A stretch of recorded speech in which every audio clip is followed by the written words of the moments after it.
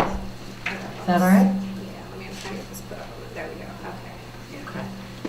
Hi. So again, I'm Denise Prendergast. I'm a licensed clinical social worker. Is that echoing a lot? I can tell from your face. Is it easier for me to just talk without that? Yes, if you will do this. Yeah. Can people hear me if I talk without that? Is that all right? Yeah, I'm more comfortable anyway. Okay. I'm not. Are you gonna help me with the slides? or- Yeah, I don't know why it keeps flicking back off. All right, well, I'll just tell you a little bit about myself. So I was a counselor at Oceana, NAS Oceana, and over here at JBAB, I also have 8 years previous counseling with teenagers, adolescents, and their families. And over that time, I've worked with a lot of same-sex couples, with transgender youth and their families. And so I think that's probably why I was asked to do the presentation. This is going to be a very general overview. What I was asked was, I was told that the question was about speaking to couples in same-sex relationships. And my first thought was, you speak to people like they're people, certainly. And that's a very simple answer. And I don't mean to be dismissive when I say that. I mean that's kind of what we need to get to, is you speak to people like they're people. But what does that account for? And so when we talk about what does that account for, what does that mean, and that's when we're talking about cultural competency. So cultural competency, I can keep going without it if that's all right. Okay. Or do you want me to wait? We'll just flip through. So cultural competency is kind of a buzzword, kind of a social work term, I know, but it's also really important.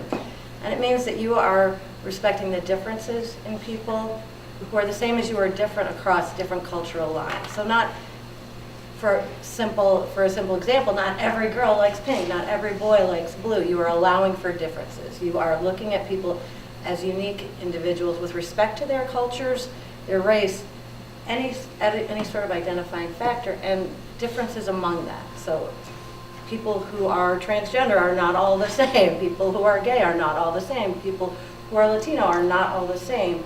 People who look like me are not all like me. People who don't look like me are not all different from me. And that is kind of the bottom line of cultural competency, is really allowing for uniqueness and sameness, and not trying to kind of differentiate in that way, just allowing people to be who they are. Does that make sense to everyone? So we're allowing everyone's backgrounds and experiences to be their own, trying not to make assumptions. Again, easier said than done, because we're all people as well. And we tend to make assumptions, especially if we're nervous, especially if we're in a situation that's different.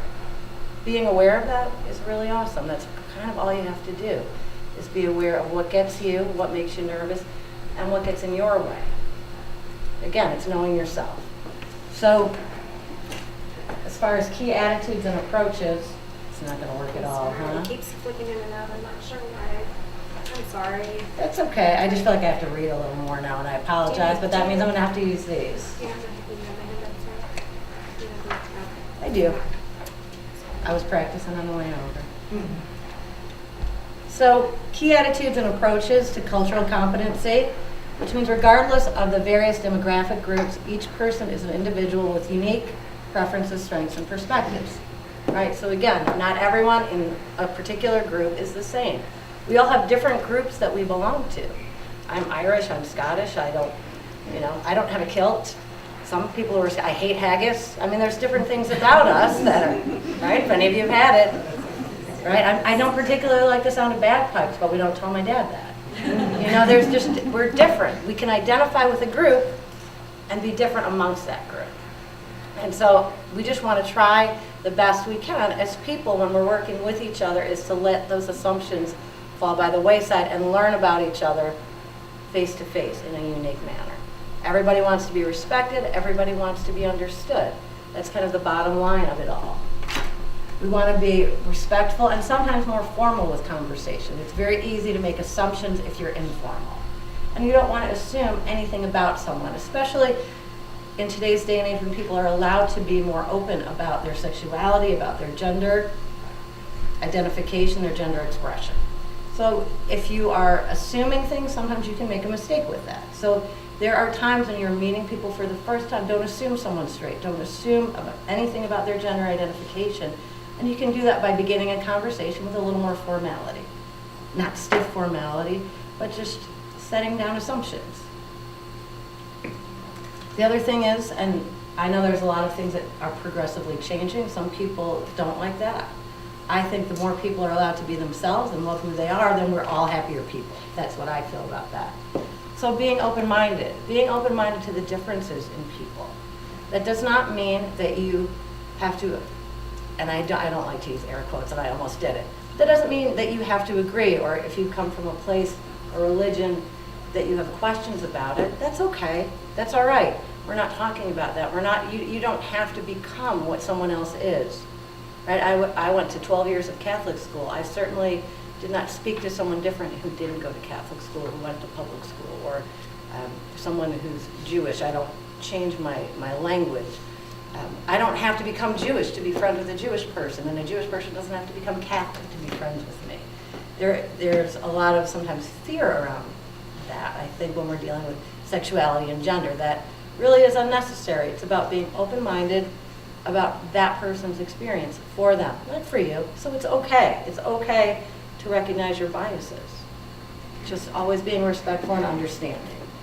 And flexibility and adaptability. I think, especially recently in the military, things are becoming more flexible and adaptable. And for some people, that is a very sort of intimidating or scary thought, but it doesn't have to be. Allowing for change and allowing yourself to say, this makes me nervous or uncomfortable, maybe I should ask more questions. And we can always find out people who have answers. It may not be me, it may be Pam, it may be Rich, it may be Captain Drager. We don't know right now. But just allow yourself to ask the questions. So when we speak of sexual orientation, these ones are a little hard to do without the slides. And I apologize because there's a lot of information. And what I can do is, if you want, I can email you copies of the slides so that you have the information. So this way I can stop apologizing. How does that sound? Well, they'll be emailed out with everything we have. Take this off too. I think all of this has made me a little hot. So we're going to talk about the difference between sexual orientation and gender identity.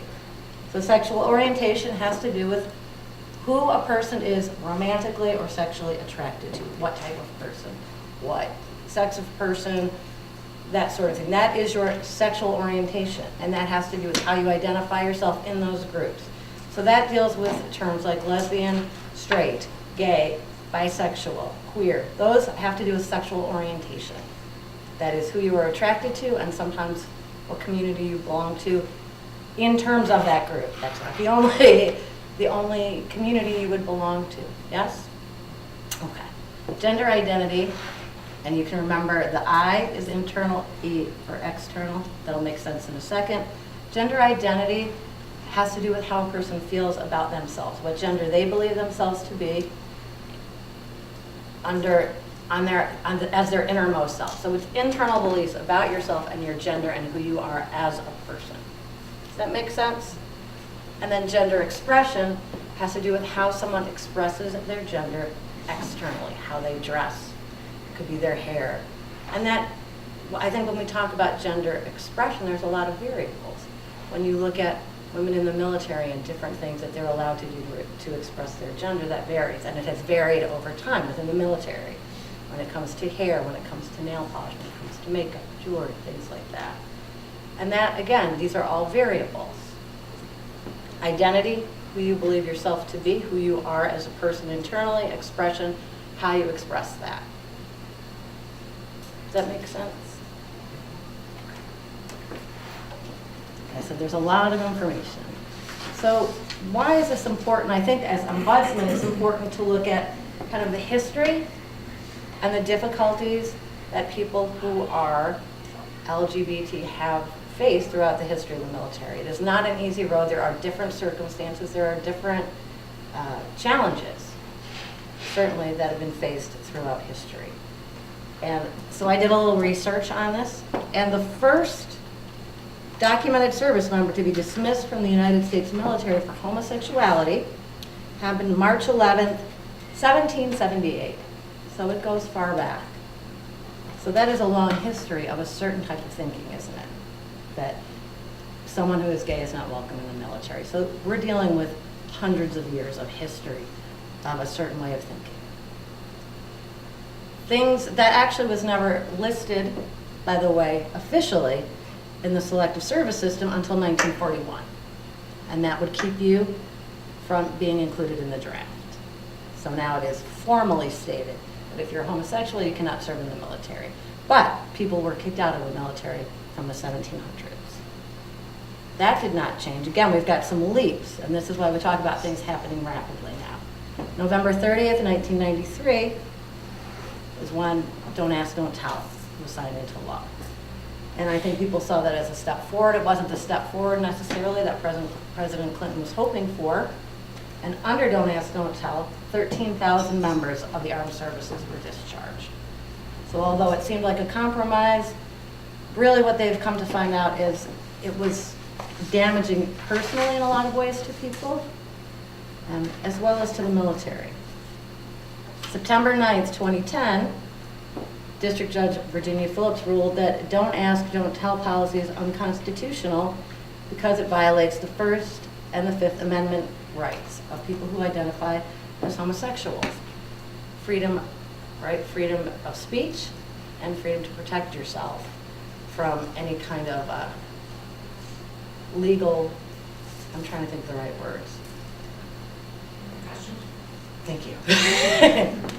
So if you were homosexual in the military, you were not allowed to do that.